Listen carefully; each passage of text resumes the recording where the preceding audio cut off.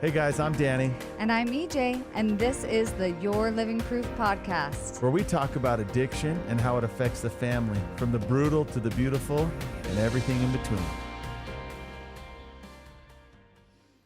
Hey everybody, welcome back to another episode of the Your Living Proof podcast. Hey guys. I'm It's here with the beautiful blonde woman known as Emily Jane. episode 68. We're both wearing black today. And Are we I s- actually feel like it's a reflection of how I feel right now because What? we saved the daylight, apparently. Did we save it? Oh yeah, Is it saved? we just had daylight savings time where we live. You turn the clocks. What this year? Oh no, this year you turn them forward a year or forward. No, it's an fall hour. back. It's fall back. Oh yeah, you fall back an hour.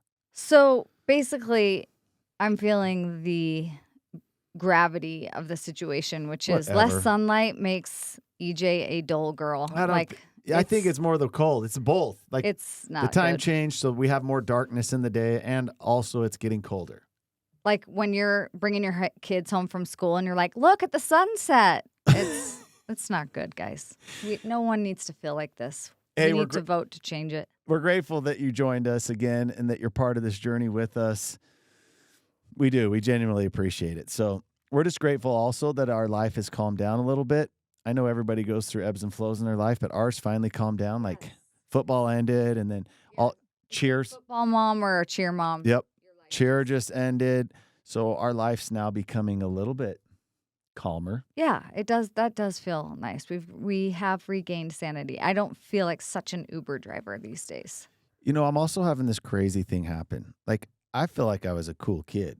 Like, I feel like I was pretty hip, cool kid. The fact that you just said you were hip is I know, but my boys are constantly, they're like spotlighting me for, what do they call it? Oh, they say that I don't have any riz. zero riz.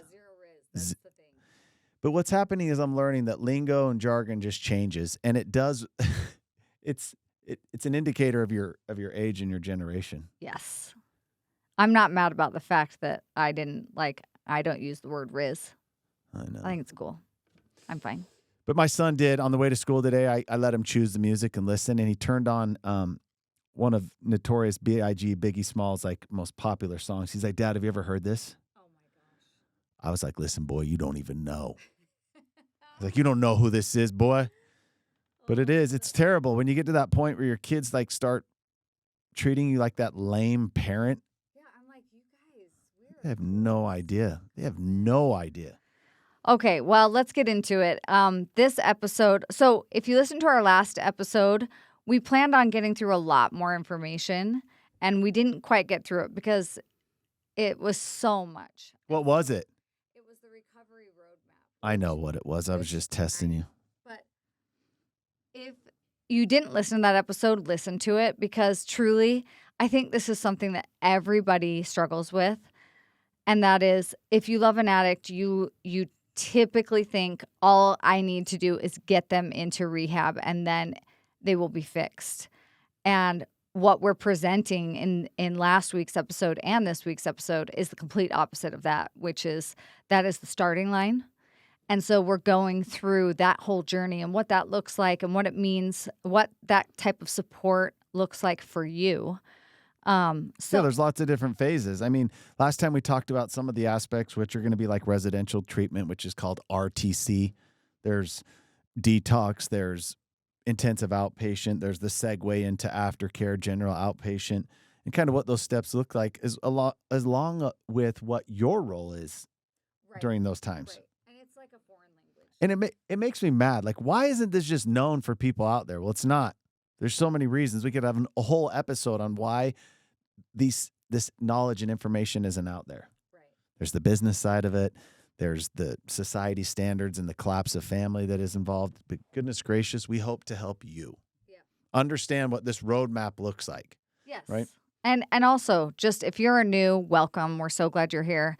This entire podcast is for anyone that loves an addict. So if you happen to have someone in your family or it's just someone that you love that is struggling with addiction, you just found your people. We are it, and we cover everything that you are going to need to know to make it through this journey. Well, we have a program. It's it's a beautiful process. And let me just tell you, like, real quickly, what happens with people in the program is they learn how to more effectively intervene with their loved one. Like, how do we change this situation? Like, how do we get them the help they need?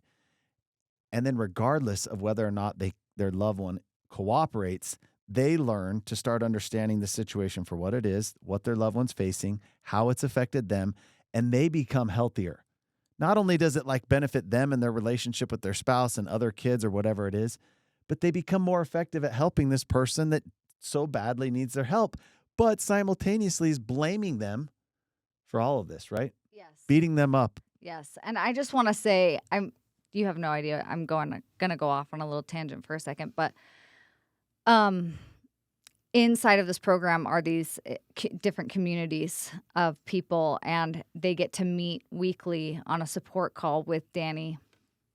And every once in a while, I have the opportunity to hear those calls, and they are some of the most powerful gatherings I can imagine there are digitally. It's pretty amazing. There's people from all over the country that all come together to discuss like really, really heavy things that they're struggling with and working through. And I don't know, today it just hit me so hard that Danny, he's my husband, so I have a deep love for him, but because of his struggle and what he went through over 16 years ago, he is able to facilitate these groups and help these people process through things in a way that is transformative. It truly is. And I was listening to a podcast like last week, and this quote was read, and it actually reminded me of you. And I actually never told you this, so this is like something. This is exciting. Yeah, you're hearing for the first time right here. But it was a Winston Churchill quote, and it is, "You are one of the noblest of God's creations. His intent." Oh, nope, this isn't it. Sorry, I'm going to find it. Hold on. It is. She's just teasing me now. See that? No, Yep. I'm going to find it. That's the tease. Women are so good at that. It's your finest hour. Okay, but that was another really good quote. Well, when you find this. Okay, here it is. It is. "To each there comes in their lifetime a special moment when they are figuratively tapped on the shoulder and offered the chance to do a very special thing, unique to them and fitted to their talents. What a tragedy if that moment finds them unprepared or unqualified for that which could have been their finest hour." And that's Winston Churchill. And I just want to say, Danny got tapped on the shoulder, and what he is doing right now is what he was called to do. And it is more than a special thing. It is a transformational thing. And I got to hear husbands and wives weeping as they worked through some of the hardest things that you possibly can as a parent on this phone call today with Danny. And, there were 13 couples on this call, and it was just so powerful. And I just want to say thank you for when you got that tap on the shoulder, even though you weren't ready for it, you went for it. All right, well, let's stop talking about me. I don't like the compliments. Okay. I did when I was little, but thank you. Okay. And you know what? It's a perfect segue into today's topic, because we are going to cover the things that we rushed through in the last one about the recovery roadmap. But I also want to introduce today's topic, which is understanding the difference between sobriety and recovery. Yes. Okay. Huge. I wrote a few things down because I tend to go off on a tangent. So although often used interchangeably, getting sober isn't the same as being in recovery. When we think of sobriety, we immediately think of what? Like the abstinence of what? The drug. Your poison, right? Yeah. I call it poison. It's the substance that you've been consuming. Recovery, however, is much more than physical sobriety. It's about the mental and emotional healing. I love that. I will go to my grave screaming that for a person to actually have a chance at getting into recovery, right? The beginning stages are sobriety, counting your days. I'm now week clean. I'm 30 days clean. At some point, you have to do that internal spiritual and healing work. But in order for that to happen, for the miracles of that to happen, requires what? It's something in my community I talk to people about all the time, and I always say, what? Time. You have got to give them enough time, buy them enough time, whatever you want to call it, for recovery to begin. Oh, that is huge. And I can say that when you and I got married, you were sober. But you were I was not. starting recovery. Yeah, you were starting. Yeah. But like the difference between now and then, oh my gosh. Yeah. It's crazy. It's an ongoing part. So, like, to clarify a little bit more, sobriety is a critical part of recovery. It's more often focused at the beginning stages of one's recovery. Part of this program is to help educate the greatest resource to these people, which is you. Like, how do we help them through this initial phase? What are the things that we do that help corral them, that they stay in line to give them enough time to hopefully start to heal? Rehab and a program of recovery like maybe Alcoholics Anonymous that many of you heard, it helps people in the beginning stages of their sobriety. And your job is to continue to motivate, encourage, and require your loved one to keep doing the program so that they have time. And you know what? Most of all, that they have enough time to maybe start to love themselves again, to have hope that they can do this. That is so huge and so difficult to do. So I love that we're talking about this today because as, an outsider, I've never been addicted to anything, but that sounds... Oh, baloney. She's addicted to shopping. She's addicted. Oh, you know what? That's really true. Yeah. Yeah. To like controlling and manipulating me. Yes. Yes. But that's just it comes so natural. I don't see that ever ending. Oh, no, I'm just kidding. She hasn't.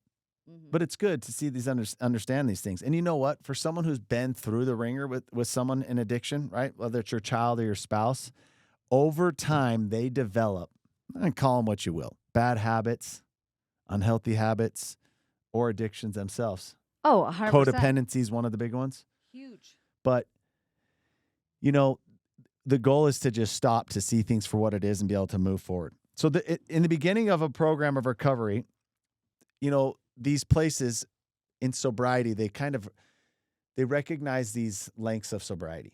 So if your loved one goes into sobriety, they go to these meetings and they collect these chips, which is like, oh, I've been clean 30 days, 60 days, 90 days, 6 months. And the big one is when you get your year chip and they have a party and you have cake and everybody partakes, right?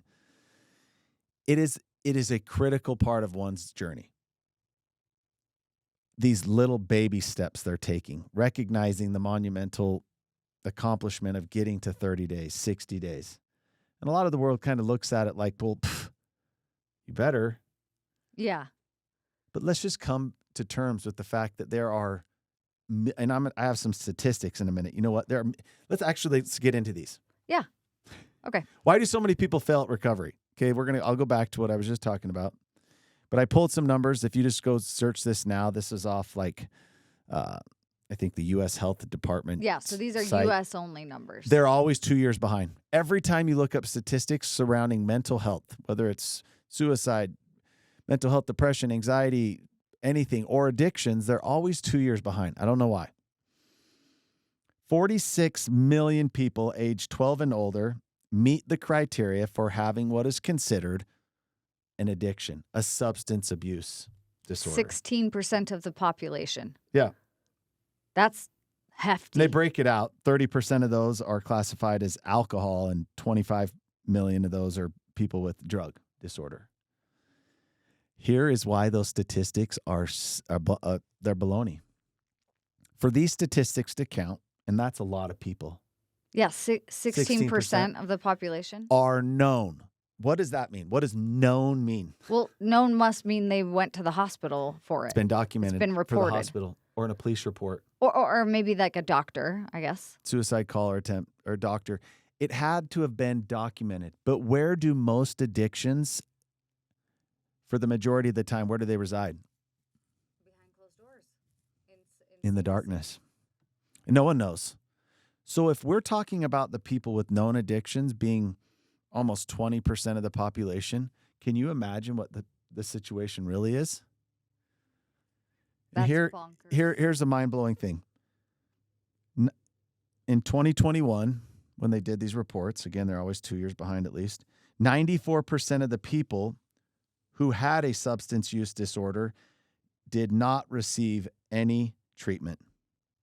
Nearly all people with a substance use disorder who did not get treatment at a specific facility didn't think they had a problem.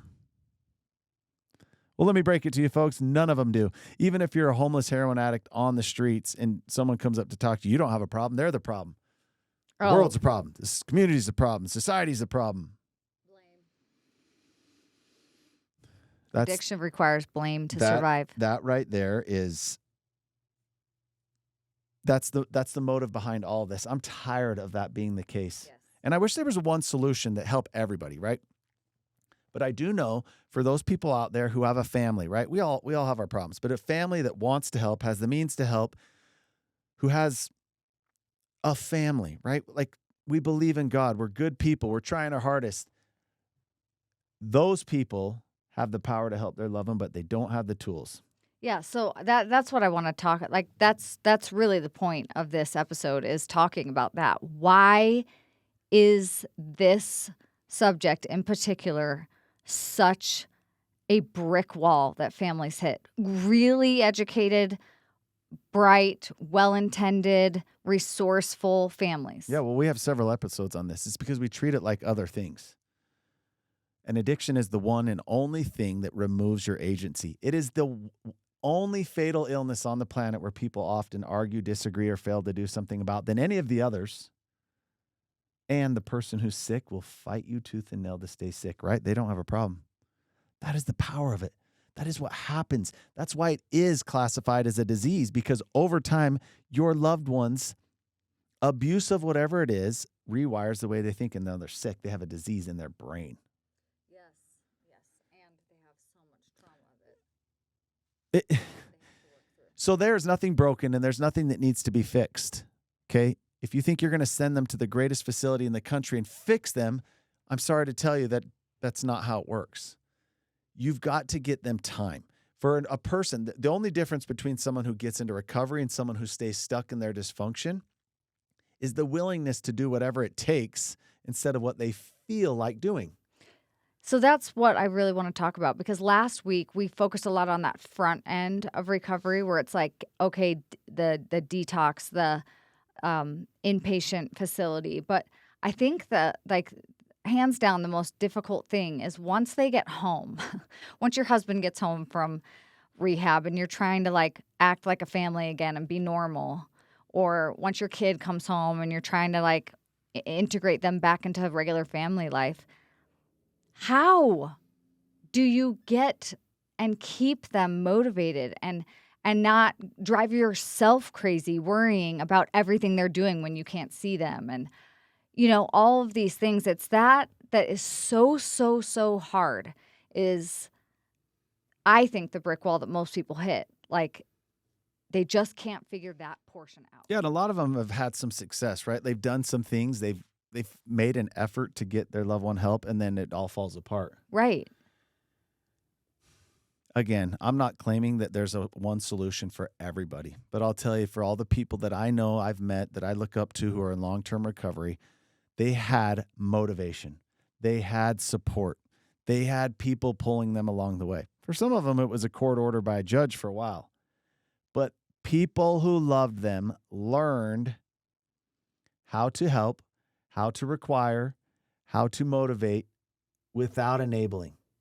Well, and they learned that concept right there, because I think a lot of times people just assume, like, okay, like, they learned what to do when they were in rehab. Like, they should be able to just kind of go on with life. Like, we taught them how to be a good person this whole time. They should know better by now. They now that they don't have the drugs on them, they should be okay. And that's what I think is so interesting about it, is how impactful. I mean, everybody says, well, there's nothing I can do. Oh, no, that's not true.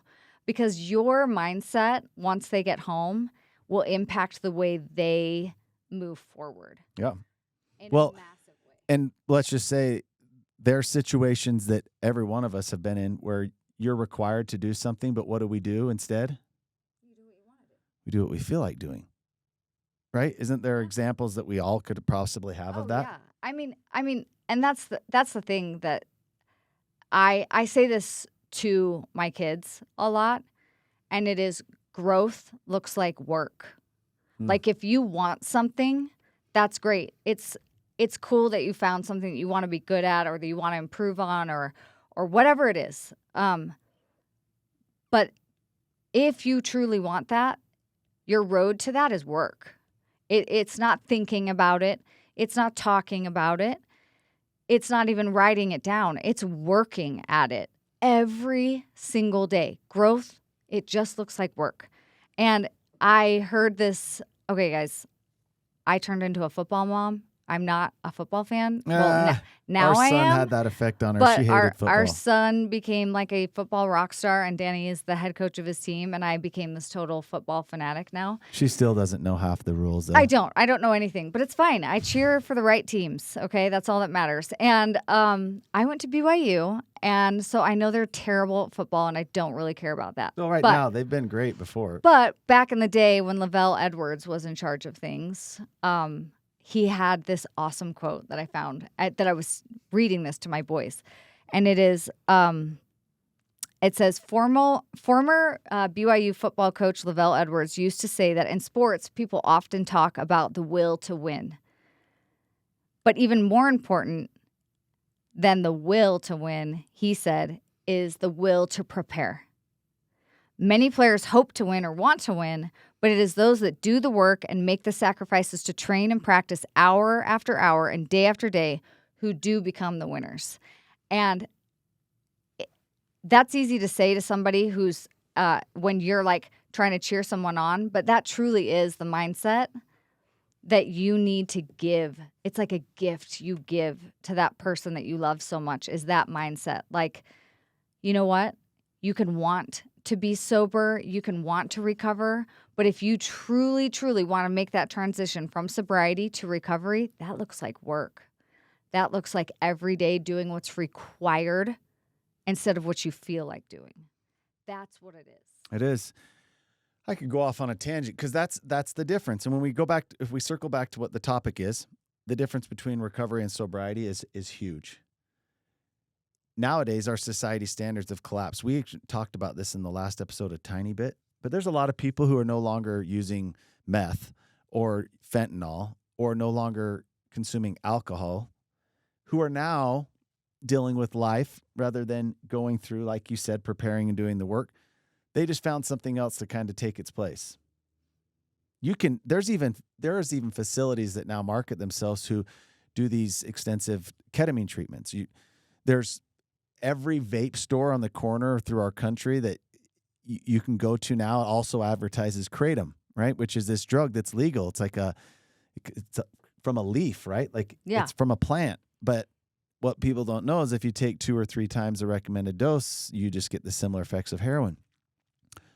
Adderall is abused at high levels. Marijuana medical cards are handed out like candy.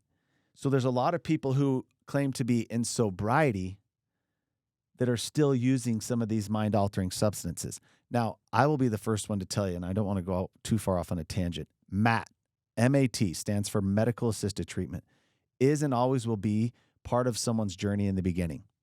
Yes. But we're talking about different things, right? Like anxiety medications, antidepressants, maybe some sleep aid medications to help a person in these beginning stages that are so difficult. But why are so many people deviating off into these things where they're still consuming some sort of chemical solution for a spiritual or emotional wound? Is because no one's holding them accountable. No one. Someone or something has to hold their hand. And you know what? It's not fair. There's too many people that their loved one, a month, 2, 3 months into this, they look at them and guess what? They actually smell like themselves again. They look like themselves. There's a light in their eye again. And you think, oh, good. You're back. No, they've just begun this journey, right? They have so much work to do to rewire these unhealthy habits they've had, to rewire the way their brain's been wired because of these poisons. It's going to take time and a lot of work. So you need to put forth the effort with them. And I know that a lot of people push back on that and don't think it's fair. And unfortunately, I know that, you know what, we shared those statistics. What was it? 16% of the population? Yeah. It was like 46 million people, again, that are known. So that number's hogwash. they don't have anyone to hold them accountable. And that is why the percentage of people who fail is so high. Yes. So I know it's the last thing you want to be doing. I don't care if it's your spouse, your child, how old they are, where you're sitting there going, I'm tired of this. This is ridiculous. Like, they just need to knock it off. They just need to keep doing this by themselves. Yeah. They'll run out of motivation. That's the truth. They will. I mean, think about anybody who's ever been on a successful weight loss journey. They hire a coach. They have somebody that's keeping them accountable every step of the way, because you lose your motivation halfway through. You want to quit. You want to just do what's more comfortable, what you feel like doing. And that's why it's such a massive piece of the puzzle for those who are trying to recover is the people that are around them. Those people have to know how to motivate them, how to hold them accountable, how to help them move forward every little step. And you know what? It is frustrating because you see them and you're like, their potential to be at the top of the stairs and they're not there. They're 2 steps up, and it's frustrating. And then maybe they take 1 step back and you're like, dang it. But guess what? It's okay. Yeah, and you got to learn how to put your arm around them, but also make them put a little pressure on there so they can have some discomfort and they can heal and grow. Exactly. And that is actually exactly what we teach in our process and our program is how to specifically do that, what it looks like. Yeah. You know what the process turns into? It turns into the rudder, like on a boat. These families that are in our program, they're amazing people. But this program's like the rudder. So every time, it's steering them in the right way and it keeps them on course. That's what it does to make the right decisions. Well, and if you're in the boat, the waves are still rocking you. I mean, you're not to calm waters yet. You're not. That's why the rudder is Here's so critical. 2 real cool examples. Like, there's a woman in the program. Her husband actually is like, he went to treatment. He's now doing his intensive outpatient and got to the point where he was just done. Like, he was exhausted. He's working. He's going to his groups. He's doing all these things. He's kind of getting burned out of it. Natural feeling. Yeah. So instead of feeling threatened or nervous and paralyzed, this woman simply puts her heels in the ground because of all the work she's done, everything she's learned, and just requires that he goes back. It's kind of silly, right? Like a grown man, this big man, and you're just like telling him what he has to do. But when she learned how to effectively do that the right way, what did he do? Disgruntled or not, murmuring or not, he went right back and kept doing it. And what you're trying to do is buy them time. So this is one of the biggest lies about addiction, is that they can do this on their own or someone is going to fix the problem. The reality is there's a lot of places out there that are going to help them get a start, that are going to stop the bleeding. They're going to get them stable, but they still need time to heal. You've got to keep them accountable. You've got to learn how to do that. You've got to learn how to do that effectively, not out of fear or threat or any desperation, but how to effectively do that. And guess what? I know it's not fair, but when you do this, you grow and learn so much that so many people in this program, years down the road, guess what they say? How ironic that all my personal growth and everything we've learned to do as a family better, we learned through so-and-so's drug addiction of all things, or alcoholism of all things. It's kind of funny that it's this thing, this terrible thing that transforms them. It's almost like because it forces them to start doing all this work, to start learning how to do things differently, to ask for help, to get the tools they need to actually change. It's a powerful process. So powerful. I love that so much. You want to wrap it up with what you usually do, and I just stare at you? Okay, yes, sweet. I'm going to wrap it up with the only thing that we could possibly wrap this up with, which is the serenity prayer for families. And it is, God, grant me the serenity to accept that I cannot change other people, the courage to change the person that I can, and the wisdom to know that it is me. It's you. You cannot get sick enough to help a sick person get better. It is in your thriving that you have the greatest impact, and that you give yourself back some of that self-love that you've neglected for a little bit. So thank you guys for joining us.